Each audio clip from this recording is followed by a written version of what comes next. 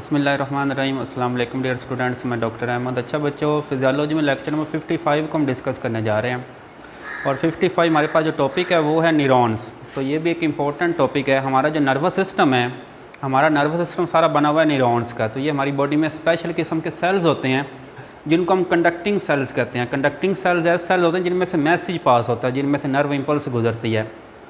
तो इन सेल को हम कहते हैं न्यूरॉन्स। तो अगर हम न्यूरॉन को डिफ़ाइन करें, हम कहते हैं ये स्ट्रक्चर एंड फंक्शनल यूनिट है हमारे नर्वस सिस्टम का, कि हमारा नर्वस सिस्टम बना भी न्यूरॉन्स का हुआ है और जो काम कर रहा है नर्वस सिस्टम, ये भी सारा न्यूरॉन्स की वजह से है।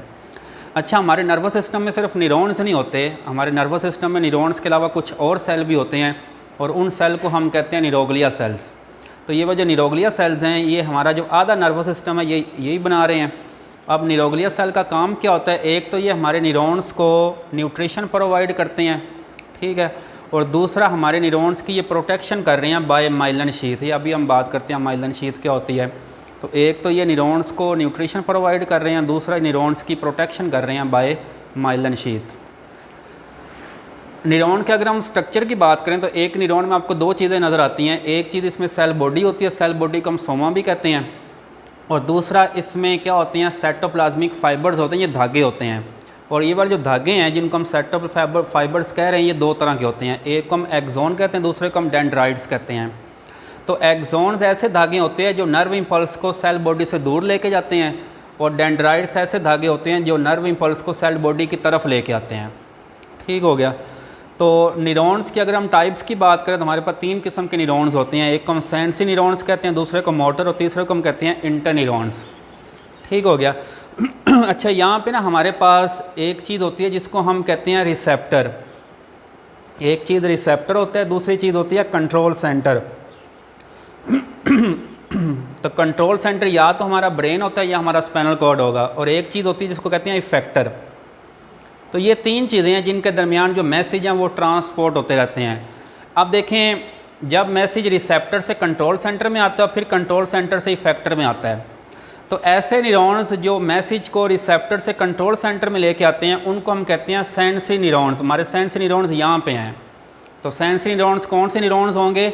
जो नर्व इम्पल्स को या मैसेज को रिसेप्टर से कंट्रोल सेंटर में लेके आते हैं, और फिर कंट्रोल सेंटर से जब ये पैगाम इफेक्टर में आता है तो यहाँ पे जो न्यूरॉन्स होते हैं उनको कहते हैं मोटर न्यूरॉन्स। तो मोटर न्यूरॉन्स ऐसे न्यूरॉन्स हैं जो मैसेज को कंट्रोल सेंटर से इफेक्टर में लेके आते हैं। ठीक हो गया। अब इन दोनों में फ़र्क है ये। लेकिन हमारे ये वाले जो इंटर न्यूरॉन्स हैं, हमारा ये वाला जो कंट्रोल सेंटर है जिसको हम ब्रेन या स्पाइनल कॉर्ड कह रहे हैं, तो ये इंटर न्यूरॉन्स का बना होता है। तो हमारे इंटर न्यूरॉन्स कंट्रोल सेंटर के अंदर मौजूद हैं। तो ये तीन किस्म के न्यूरॉन्स है। देखें, carry nerve impulse into control centre.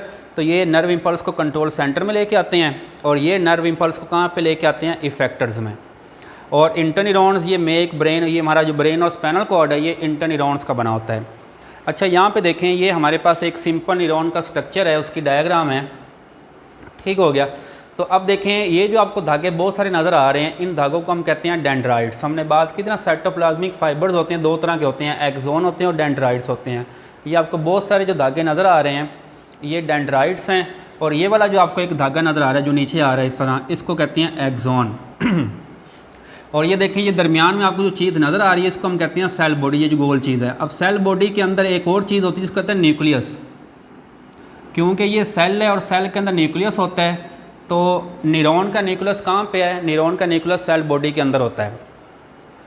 अब यहाँ पे देखिएगा, ये वाला जो एक्सोन है, एक्सोन के इर्द गिर्द ये देखिए आपको ये प्रोटेक्टिव कवरिंग नज़र आ रही है। एक पर्दा आपको नज़र आ रहा है जिसने कवर किया हुआ है एक्सोन को, ये ऐसी जैसे हमने कपड़े पहने हुए हैं। ठीक है। तो अब देखें, एक्सोन के ऊपर ये जो कवरिंग है ये आपको नज़र आ रही है, इस कवरिंग को हम कहते हैं माइलिन शीथ। इस कवरिंग को हम क्या कहते हैं? माइलिन शीथ कहते हैं। लेकिन यहाँ पर एक चीज़ नोट करें कि ये वाली जो कवरिंग है, जिस तरह देखें ये एक्सोन है, ये कवरिंग पूरी की पूरी नहीं है, ऐसे नहीं है, बल्कि इस कवरिंग में आपको क्या नज़र आ रहे हैं? छोटे छोटे गैप्स नज़र आ रहे हैं। ये गैप आपको नज़र आ रहा है, ये गैप है, ये गैप है, ये गैप आपको नज़र आ रहा है। और इन गैप्स को हम कहते हैं कि माइलिन शीथ के दरमियान ये जो गैप्स होते हैं, इन गैप्स को हम कहते हैं नोड्स ऑफ रेनवियर। ठीक हो गया। और यहाँ पे देखिएगा, ये जो माइलिन शीथ है, यहाँ पे आपको स्पेशल किस्म के सेल नज़र आ रहे हैं, और इन सेल्स को हम क्या कहते हैं? श्वान सेल्स कहते हैं। और ये श्वान सेल किसकी टाइप है? ये न्यूरोग्लिया सेल की टाइप है। और ये श्वान सेल क्या बना रहे हैं? यहाँ पे माइलिन शीथ बना रहे हैं। हमने यहाँ पे बात की थी ना कि न्यूरोग्लिया न्यूरॉन की प्रोटेक्शन करते हैं बाय माइलिन शीथ। तो ये माइलिन शीथ और ये लिपिड होता है, बेसिकली माइलिन शीथ लिपिड की बनी होती है और ये एक्सोन की क्या कर रही हैं, प्रोटेक्शन कर रहे हैं। अच्छा, ये नोड्स ऑफ रेनवियर का फंक्शन ये होता है कि जब यहाँ से नर्व इम्पल्स गुजरती है ना, तो ये लगातार इस तरह नीचे कॉन्टीन्यूसली नहीं आती, बल्कि एक जंप से दूसरे जंप में वो ना एक नोड से दूसरे नोड में जंप करके आती है नर्व इम्पल्स के। नर्व इम्पल्स ने यहाँ से यहाँ जंप करना है, फिर यहाँ से यहाँ जंप करना है, फिर यहाँ से यहाँ जंप करना है। तो जब नर्व इम्पल्स जंप करते हैं उसकी स्पीड और तेज़ हो जाती है। अगर वो सीधी जा रही है तो उसकी स्पीड कम होगी, लेकिन जब वो जंप करके आ रही है तो उसकी स्पीड क्या हो जाती है, ज़्यादा हो जाती है। मैक्सिमम जो स्पीड नोट की गई है वो 120 मीटर पर सेकंड है नर्व इम्पल्स की। तो ये हमारे पास एक सिंपल न्यूरॉन का स्ट्रक्चर। आप यहाँ पे देख रहे हैं नर्व इम्पल्स की डायरेक्शन देखें कि नर्व इम्पल्स अगर ऊपर से नीचे आ रही है तो पहले देखें नर्व इम्पल्स किस में आई है, डेंड्राइट्स में आई है, और डेंड्राइट से नर्व इम्पल्स किस में आई है, सेल बॉडी में, और सेल बॉडी से नर्व इम्पल्स किस में आई है, एक्सोन में। तो आप देखें, यही मैंने कहा था कि ये नर्व इम्पल्स को एक्सोन क्या करते हैं, नर्व इम्पल्स को सेल बॉडी से दूर लेके जाते हैं, और डेंड्राइट्स क्या कर रहे हैं, नर्व इम्पल्स को सेल बॉडी की तरफ लेके आ रहे हैं।